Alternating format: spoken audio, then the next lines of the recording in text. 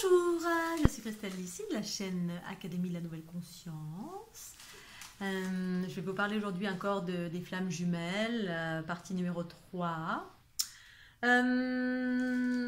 Si cette vidéo vous plaît, pensez au petit pouce bleu. Je partage ma conscience et mes expériences. Vous en faites ce que vous voulez, je ne cherche à convaincre personne. Toutes les vérités sont justes, je partage juste ma vérité. Voilà. Donc, le processus de flamme jumelle, c'est un couple qui se rencontre, qui pour moi, ce couple-là porte des blessures ou pas. Enfin, des blessures si, mais peut-être pas les deux. Hein. Souvent, c'est une matriarche originelle qui fait office d'éveilleuse, c'est-à-dire un féminin originel, porteuse des deux polarités, dans l'équilibre des deux polarités.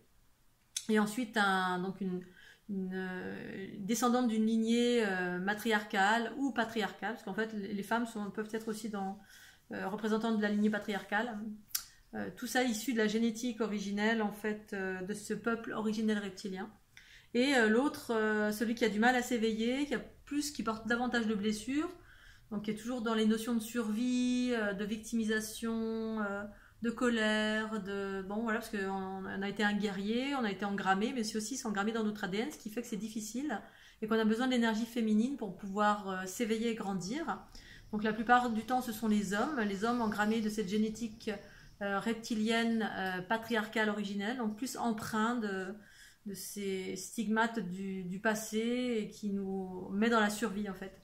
Et parce qu'on a vécu cette survie ou aussi parce qu'on est porteuse de ce bagage génétique. Et donc en fait, aujourd'hui on parle de flamme jumelle parce que c'est lorsqu'on va vers lorsqu'on travaille sur soi, eh bien en travaillant sur soi, on va vers de plus en plus de conscience, mais une conscience différente selon si on est engrammé de l'ADN reptilien patriarcal ou matriarcal. Si on est dans le matriarcal, on est dans l'équilibre des polarités, et en fait les polarités s'exprime différemment, c'est-à-dire on vit une unité où le principe féminin est prioritaire, prend sa place en qualité d'esprit en soi. Et l'esprit se manifeste via le corps physique qui est le principe masculin. Dans le principe masculin, dans l'individu homme ou femme qui descend d'une lignée patriarcale reptilienne, l'unité se vit différemment. On a des curseurs extérieurs toujours avec une divinité à l'extérieur, alors que dans le matriarcal, la divinité est à l'intérieur de soi. C'est les anciennes cultures païennes où en fait la divinité est en toute chose. Elle se manifeste comme une conscience au cœur de chaque chose, une conscience harmonieuse. Et dans le patriarcat reptilien, mais la divinité est à l'extérieur de soi. Pour autant, elle se peut exprimer de mille et une façons. Ça peut être Dieu, ça peut être le grand esprit, ça peut être davantage dans le chamanisme, ça peut être davantage relié à la nature et aux animaux, l'animalité. Voilà, on va être davantage dans ces curseurs-là, donc en lien avec la terre, avec la nature, avec les plantes, avec le tambour, avec tout ça. Ce qui fait qu'on a la polarité masculine qui est prédominante en soi. Et donc pour s'équilibrer, on a besoin d'une polarité féminine pour trouver la conscience en soi et la remettre dans le bon ordre. Parce qu'en fait, c'est pas la conscience qu'on écoute, c'est autre chose. C'est des curseurs extérieurs. Pour autant, on sait ce que c'est. Quand on se libère, qu'on s'équilibre, eh bien, la conscience s'expanse et du coup, on change de paradigme en totalité. Et ça existait depuis tout temps. Aujourd'hui, on appelle ça les flammes jumelles parce qu'on devient de plus en plus conscient, tout simplement. Et que ça correspond à des curseurs de personnes qui travaillent sur elles-mêmes. Et ces personnes-là, à un moment donné, elles prennent davantage conscience de comment on fonctionne, c'est-à-dire sur les principes de fusion, de télépathie, de switch de la personnalité, d'absorption aussi. Il y en a un qui dans la relation de couple, il y en a un qui ne va pas travailler sur lui. La plupart du temps, les anciens couples en fait de l'autre génération, eh bien, ce que j'explique dans mon livre, les femmes avaient un rôle de sacrifier, ça se sacrifiait en fait pour les hommes. Elle portait, étant naturellement dans l'équilibre des polarités et naturellement davantage dans l'empathie, parce que l'équilibre des polarités, ça veut dire que pour une matriarche originelle, ça veut dire que c'est le cerveau droit qui dirige et c'est le cerveau gauche qui manifeste, ou le corps qui manifeste la conscience du cerveau droit. Et on peut utiliser les deux polarités selon les besoins. Masculin pour s'affirmer, actionner, prendre les choses en main, voilà, et dire non, ou voilà. Le principe féminin, c'est la conscience en soi, qui est la sagesse en soi en fait. C'est l'aspect intuitif, la connaissance intérieure. Et donc on navigue entre ces deux aspects. ou le corps qui manifeste, ou la conscience qui dirige le corps.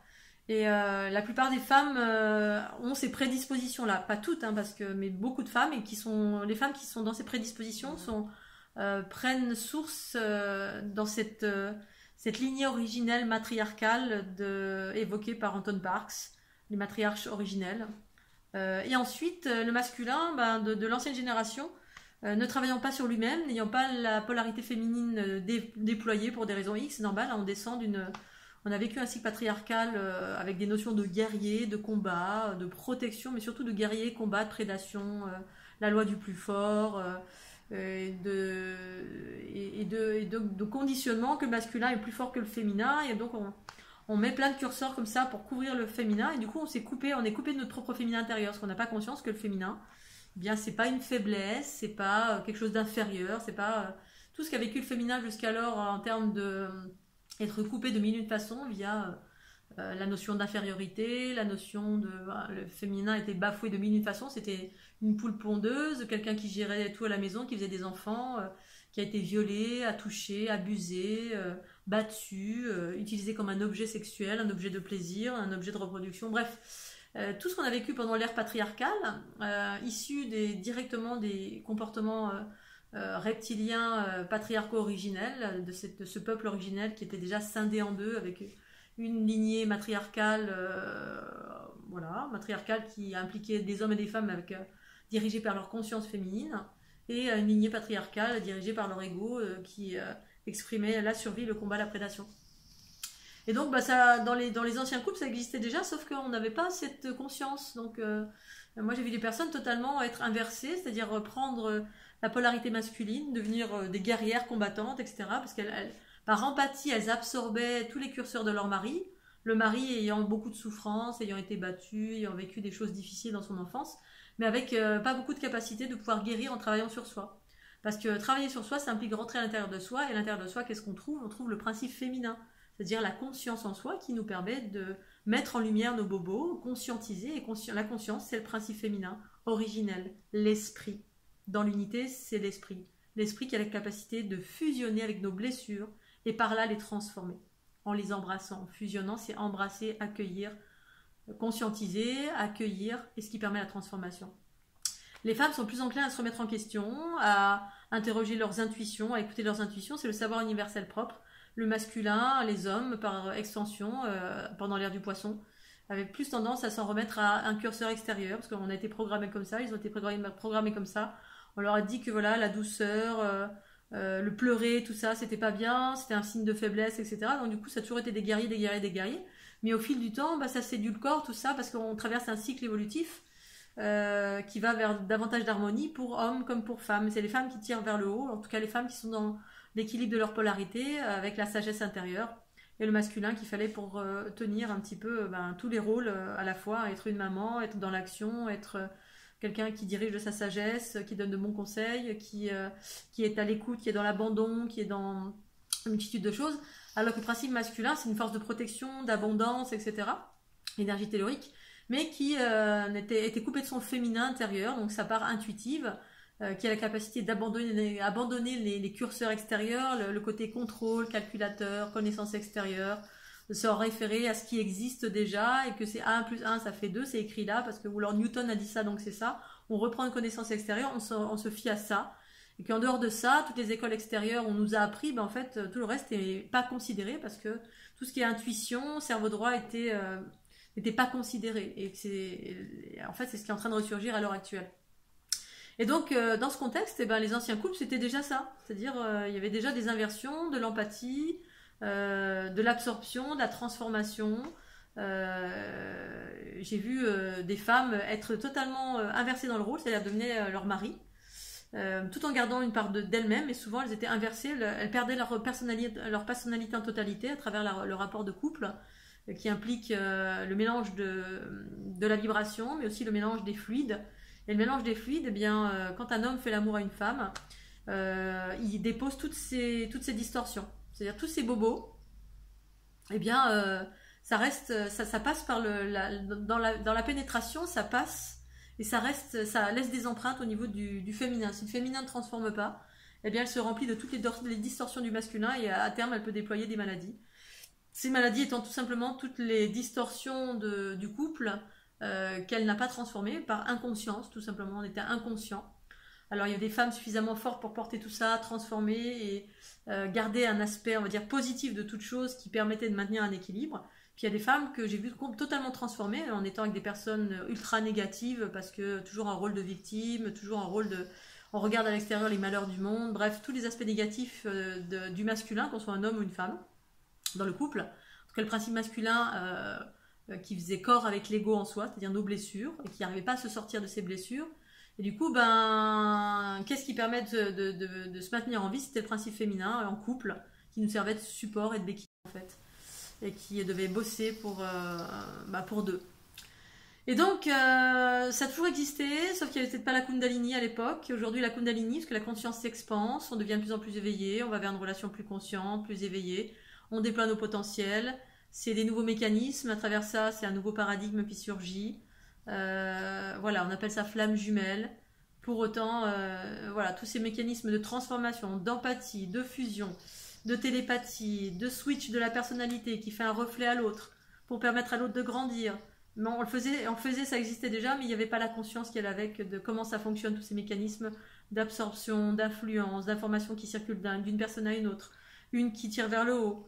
En général, c'était les femmes qui tiraient leurs hommes vers le haut. Mais occasionnellement, ça pouvait être les hommes qui étaient dans le principe féminin et qui tiraient une femme dans son masculin blessée vers le haut. Mais d'une façon générale, ça a toujours été plus ou moins les femmes qui avaient des prédominances à l'empathie, dans l'équilibre des polarités. Et étonnamment, ça me fait bien plaisir parce que du coup, j'ai une amie qui m'a envoyé un article qui parlait du Dalai Lama. C'est un article que je connais depuis 3 à 4 ans, même plus que ça, qui évoquait que peut-être le prochain Dalai Lama serait une femme parce que plus enclin à être dans l'empathie et qu'une femme a des prédispositions à avoir les deux polarités équilibrées et particulièrement le cerveau droit en priorité qui correspond à nos intuitions, qui guide chacune de nos pensées, paroles, actions dans la sagesse, la compassion, l'ouverture, l'abondance, l'abandon, la connaissance universelle propre. Et voilà, je voulais partager ça juste pour dire que c'est juste les mots qui changent et qu'aujourd'hui on est plus dans la conscience, donc du coup c'est une relation éveillée, de personnes éveillées, une qui est plus éveillée que l'autre, qui va permettre de transformer. Pour autant, pour moi c'est des relations qui ne sont pas obligatoires parce qu'elles sont ultra déstabilisantes, il y en a toujours un qui va absorber pour l'autre. Sauf si les deux travaillent vraiment ensemble très très très fort et qu'on arrive très vite à retrouver son féminin. Parce qu'en fait, en gros, dans cette fusion, dans cette rencontre, qu'il y a une relation de couple ou pas, que ce soit ami, amant, couple, vibratoirement, il y a quelque chose qui se passe, il y a une très très grosse connexion et donc il y en a un qui va se mettre à absorber. Enfin, moi, c'est mon cas, je vais me mettre à absorber toutes les blessures. Mais il est nécessaire que l'autre travaille sur lui ou elle. Parce qu'en fait, ce qui se passe, c'est que j'absorbe les distorsions et l'autre reçoit ma lumière. La lumière, pour moi, c'est le principe féminin, c'est-à-dire c'est la conscience. La conscience, parce qu'en fait, dans un mécanisme à deux ou quel que soit ce soit un arbre, un chat, un chien, il y a toujours un échange, il y a un partage, c'est un mode émission-réception, tout le temps, tout le temps.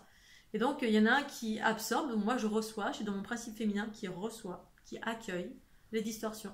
Et c'est un principe de vase communicant. Il faut qu'il y ait un vide et ensuite ça transmet de la lumière.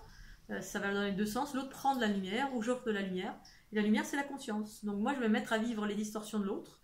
Donc je vais me transformer en autre si j'ai pas de conscience. Ou alors je vais être réveillée et je vais distinguer ce que j'ai absorbé de ce que je suis en temps normal quand je suis dans mon unité, on va dire, toute seule dans mon équilibre. Et je vais me mettre à transformer ça. Et donc l'autre va récupérer de la conscience. Et la conscience, c'est pour permettre à l'autre de faire émerger son principe féminin. Parce que c'est le principe féminin qui permet le processus d'équilibrage, d'unité, donc de fusion et donc de transformation des bobos que l'on porte en soi. Sauf que le principe masculin n'a jamais été habitué à ouvrir le féminin en soi. Il y a des femmes qui sont dans leur masculin parce qu'elles ont dû survivre, elles ont dû rentrer dans les mécanismes de survie parce qu'elles ont été violées, battues, agressées, bref. Et donc du coup, elles ont déployé un masculin très fort, c'est-à-dire que pour combattre contre le masculin qui nous a heurtés de mille et une façons, on est devenu soi-même un homme. Du coup, on s'est coupé de notre féminin, la part en nous qui sait, la conscience, la douceur, l'abandon, enfin tous les trucs sympas qu'on est en train de rechercher. Donc parfois on est coupé des deux polarités parce que masculin, féminin, ça se traduit dans notre vie. On a père, mère sur la planète, dans notre incarnation, il n'y a rien à quoi se raccrocher. C'est le chaos total. Pour autant, ce n'est pas impossible de s'éveiller, de s'équilibrer, parce que c'est exactement ce qui est en train de se passer ici à l'heure actuelle, un peu partout. En travaillant sur soi, bien évidemment, en utilisant une multitude d'outils. Il y a plein d'outils sur Internet, il y a plein de personnes qui partagent comme moi. C'est en pleine marche, c'est en cours, donc ayez confiance et courage que tout ça, c'est un processus évolutif et qu'on va vers quelque chose de plus harmonieux. Pour autant, il faut s'y atteler, il faut avoir des pratiques, il faut voilà, avancer, évoluer, se mettre en mouvement. Et tout va se mettre en place pour vous progressivement dans cette unité qui se profile via votre unité intérieure, via des rencontres de flammes jumelles, via ce que moi j'appelle le double inversé, qui ne sont pas des rencontres uniques, c'est plein de personnes qui vont se mettre sur votre chemin à l'heure actuelle, si vous êtes prête ou si vous êtes prêt. C'est ce qui va se passer. Voilà, pour aller vers une connaissance de vous plus vaste, un travail sur soi et après un travail sur le collectif en étant tout simplement vous-même dans votre mission de vie qui peut être tout et n'importe quoi et que vous allez découvrir. Voilà. Je vous remercie, je vous dis à très très bientôt et je vous remercie de mettre un petit pouce si cette vidéo vous a plu. Bye bye!